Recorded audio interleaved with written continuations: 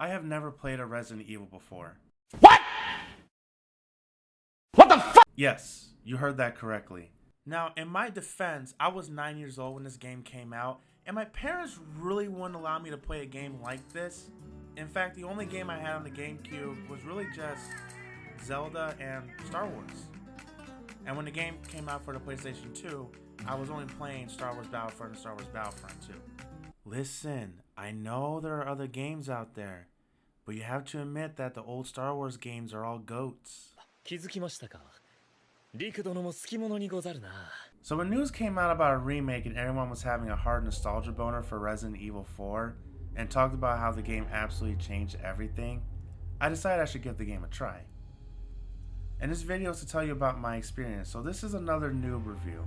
A review of my first experience in the Resident Evil franchise and my first time playing the Resident Evil 4 remake. Before the remake was released, I looked at a walkthrough of the original Resident Evil 4 and it became pretty obvious that Capcom had a lot of work ahead of them. Resident Evil 4 is considered to some as the best game of all time. The over-the-shoulder third-person aspect was a game changer that Resident Evil still follows to this day. Another issue is that if they didn't change anything, there is no reason for the remake. For a game that is considered amazing and still plays well in a modern aspect, it really would have been a waste of money for most gamers. But on the other hand, we also know that if they change too much, gamers will have what I will call a nuclear meltdown that will make Chernobyl look like a well-controlled fire. The game was also really funny with this campy B-rated dialogue, so plenty of people want to see this in the remake as well. Thankfully, Capcom did keep a lot of the original dialogue in this game, although it was remastered. This includes a scene that even Capcom knew they had to add. Oh wait, hold on. I think this is the scene that they're talking about.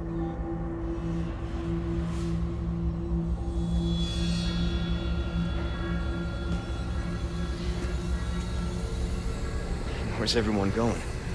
Bingo? Considering that Capcom re-released this game like 7 times, there has to be more in the game that would make gamers want to buy this game. And thankfully, the game sports awesome side missions, for example, that add bonus weapons and equipment, and it gives you more credits that you can use to purchase gun upgrades and new weapons. In fact, I wanted to add in that no one told me that the RPG was a one-hit kill in this game. My favorite part in figuring this out was the Salazar boss battle. I basically got sick of his shit and blew him away. I did the same with Krauser because, honestly, fuck him. But it was just really funny to me figuring out that if you hit the enemy with an RPG, it's a one-hit kill no matter what. Yeah, let's settle this. Dodge this.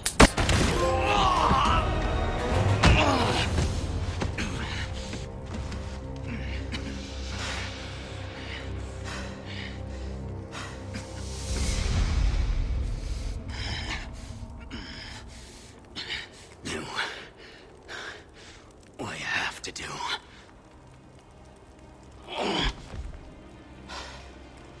With all the new gameplay elements added to the game, Leon has also become what I would call John Wick of the Resident Evil universe. Resident Evil 4. Parabel. You know what I mean. From John Wick level gunplay to roundhouse kicking enemies like Chuck Norris, Leon Kennedy is the new daddy of video game protagonists. Move over, Joel, because you can't handle all this manliness. This is what peak manhood looks like.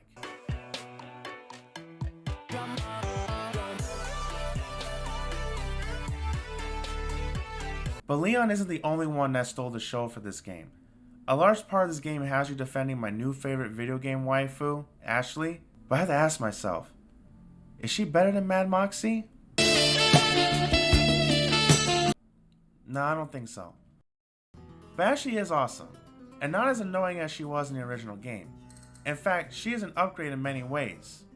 In the remake, Ashley's character felt more fleshed out in both the cutscenes and during gameplay. They added little parts to her character to make her feel more alive instead of an annoying NPC that you have to protect. In fact, her character also feels more like a college student than a high schooler in the original.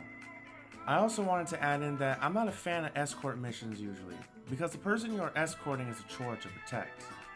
but actually becomes a fun part of the game, even though she does get taken from you occasionally.